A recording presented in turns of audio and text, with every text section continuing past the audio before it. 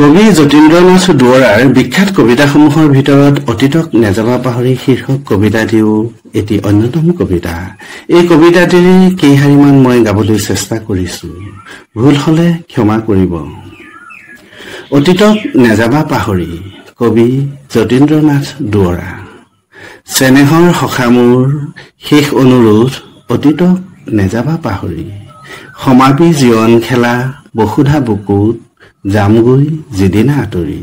সুখী দুখী জীৱনৰ ফুৰে পাছে পাছে, অতীতৰ মধুৰ সপোন। নিমিষতে বিষাদত ধৰে সি আগত, এৰি অহা প্ৰেমৰ দাপোন। অতীতৰ মধুৰ সপোন। আজি মই এই ভিডিঅ'টোৰ জৰিয়তে মোৰ কেইটামান পুৰণি ভিডিঅ' আৰু ফটো ফেচবুকত শ্বেয়াৰ কৰিব ওলাইছো।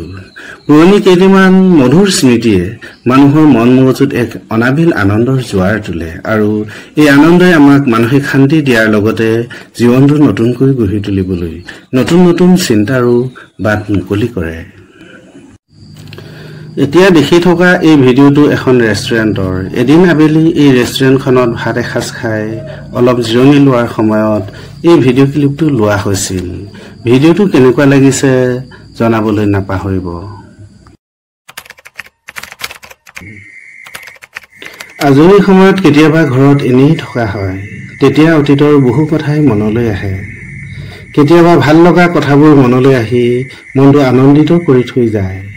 কেতিয়াবা আকৌ দুখ লগা কথাবোৰে মনটো ভাগৰুৱা কৰি থৈ গুচি যায়। আৰু এনেদৰেই সুখ দুখৰ মাজতেই আমি আমাৰ জীৱনটো আগুৱাই লৈ যাবলৈ চেষ্টা কৰোঁ। অতীতৰ অভিজ্ঞতাবোৰৰ ওপৰত ভিত্তি কৰি আগন্তুক সময়বোৰ ধুনীয়াকৈ সজাবলৈ চেষ্টা কৰোঁ। কিন্তু জীৱনৰ বাটত কোনোবা সফল হয়, আকৌ আন কোনোবাই নিজকে বিফল হোৱা বুলি ভাবি দুখ কৰি থাকে। কবি যতীন্দ্ৰনাথ দুৱৰাৰ বিখ্যাত কবিতাসমূহৰ ভিতৰত অতীতক নেযাবা পাহৰি শীৰ্ষক কবিতাটিও এটি অন্যতম কবিতা। এই কবিতাটিৰে কেইশাৰীমান মই গাবলৈ চেষ্টা কৰিছো, ভুল হলে ক্ষমা কৰিব।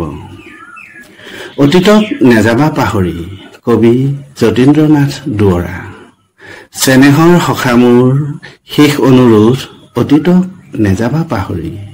সমাপি জীৱন খেলা বসুধা বুকুত, যামগৈ যিদিনা আঁতৰি।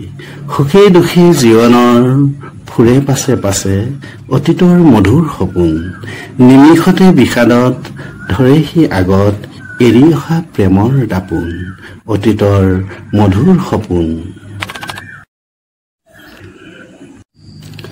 এতিয়া দেখি থকা এই ভিডিঅ'টো এখন ৰেষ্টুৰেণ্টৰ। এদিন আবেলি এই ৰেষ্টুৰেণ্টখনত ভাত এসাঁজ খাই অলপ জিৰণি লোৱাৰ সময়ত এই ভিডিঅ' ক্লিপটো লোৱা হৈছিল।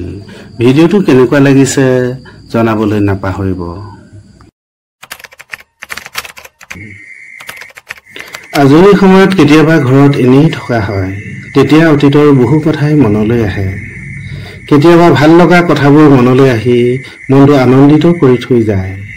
কেতিয়াবা আকৌ দুখ লগা কথাবোৰে মনটো ভাগৰুৱা কৰি থৈ গুচি যায়। আৰু এনেদৰেই সুখ দুখৰ মাজতেই আমি আমাৰ জীৱনটো আগুৱাই লৈ যাবলৈ চেষ্টা কৰোঁ। অতীতৰ অভিজ্ঞতাবোৰৰ ওপৰত ভিত্তি কৰি আগন্তুক সময়বোৰ ধুনীয়াকৈ সজাবলৈ চেষ্টা কৰোঁ।